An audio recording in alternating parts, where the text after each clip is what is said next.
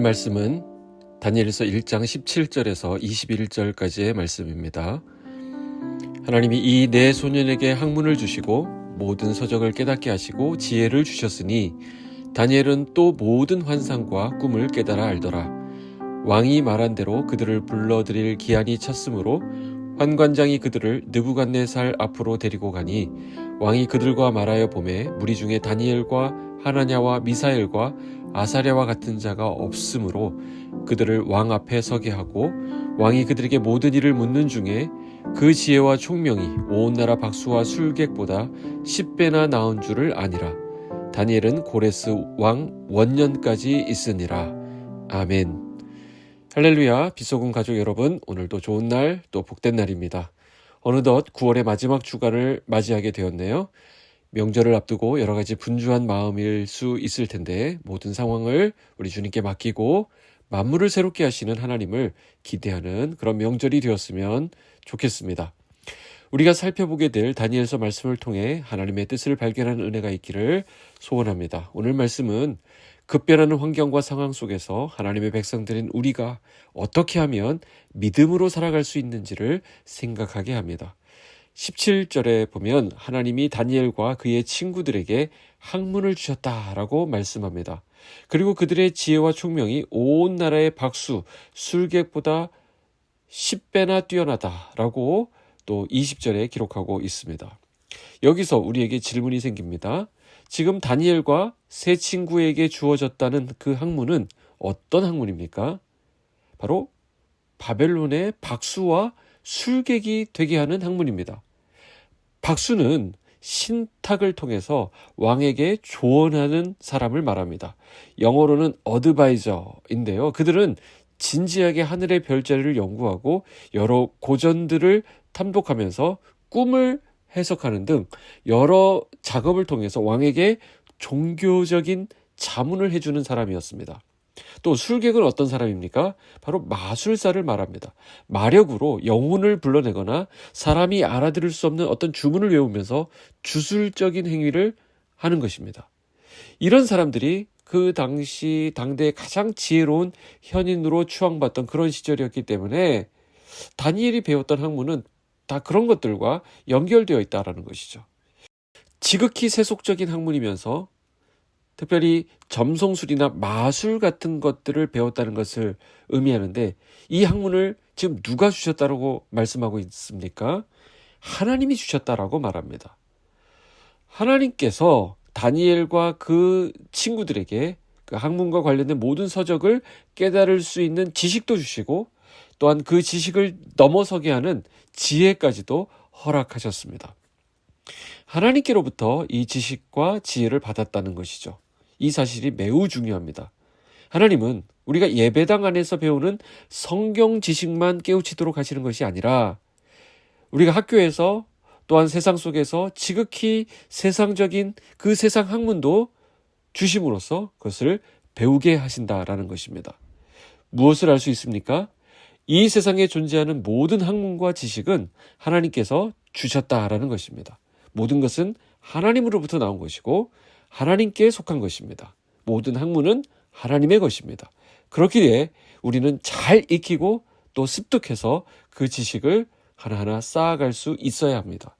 영어, 수학도 배울 수 있어야 하고요.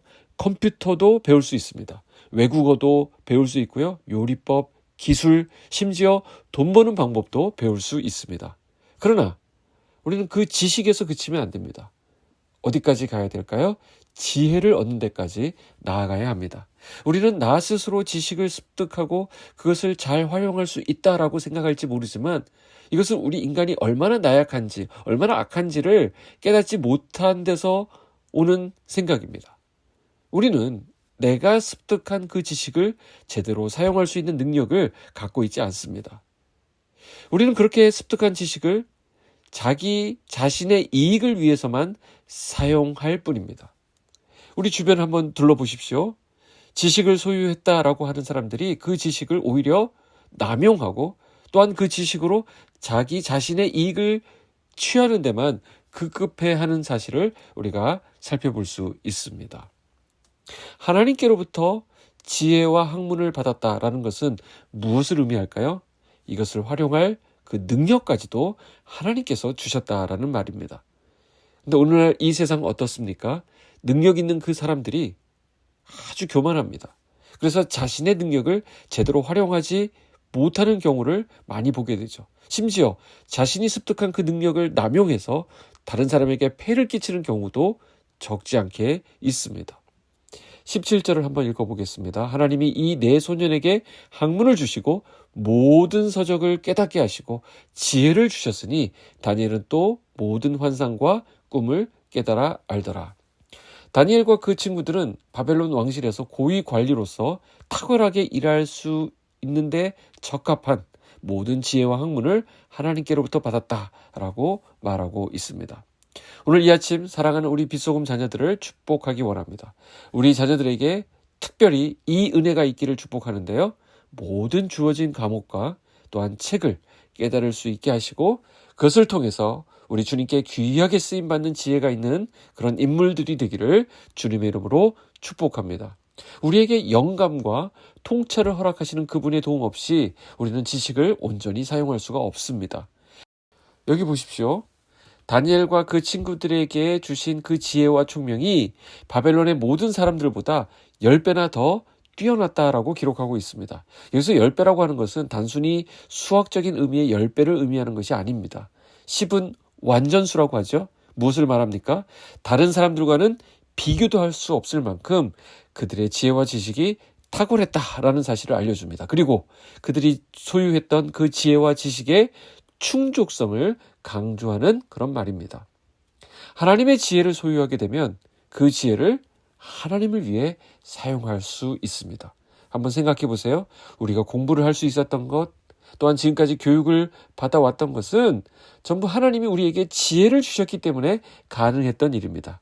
우리가 그것을 망각하게 되면 그 지식을 자기 자신만을 위해 사용합니다. 우리에게 지혜를 주신 하나님은 그 지혜를 남을 섬기는 일에 사용하도록 하셨습니다. 잠언 1장 7절에 보면 여호와를 경외하는 것이 지식의 근본이다 라고 말씀합니다. 하나님을 경외한다는 것이 무엇입니까? 하나님을 두려워하는 마음으로 지식을 함부로 사용하지 않는 것을 말합니다. 즉 바르게 사용하는 것을 말합니다. 더 쉽게 말하면 배워서 남 주는 삶을 사는 것을 말합니다. 오늘 하나님께서 주신 것들이 참 많이 있죠. 시간도 주셨고 건강 주셨고 물질 주셨고 이 본문에 나온 것처럼 우리가 가진 지식 전부 하나님으로부터 받은 것입니다. 이것들이 그것을 주신 분의 뜻대로 아름답게 사용되는 그런 은혜가 여러분의 삶 가운데 있기를 주님의 이름으로 축복합니다. 기도하겠습니다. 하나님 아버지, 오늘 이 아침 우리에게 말씀 주셔서 감사합니다. 오늘 이 말씀을 통해 우리가 얼마나 큰 복을 받은 자들인지 깨닫게 됩니다. 우리의 지식, 시간, 건강, 물질, 또한 기회들 다 하나님으로부터 온 것임을 이 시간 고백합니다. 이 선물들을 하나님의 뜻대로 사용하는 지혜를 허락하여 주시옵소서. 우리를 통해 흘러가기 원하는 그곳에 주님이 주신 그 축복이 잘 흘러가게 하시고 다니엘처럼 하나님의 지혜를 선하게 사용할 수 있도록 인도하여 주시옵소서. 우리의 자녀들을 축복하시사 지혜와 총명을 더하시고 특별히 수능을 앞두고 있는 우리 빗소금의 자녀들 또 성도의 자녀들이 시험 또 잘 준비하고 컨디션 잘 유지할 수 있도록 하는 은혜 베풀어 주시옵소서. 오늘도 주님께 온전히 붙들린 한 날 되기를 소원하오며 우리 주 예수 그리스도의 이름으로 기도하옵나이다. 아멘.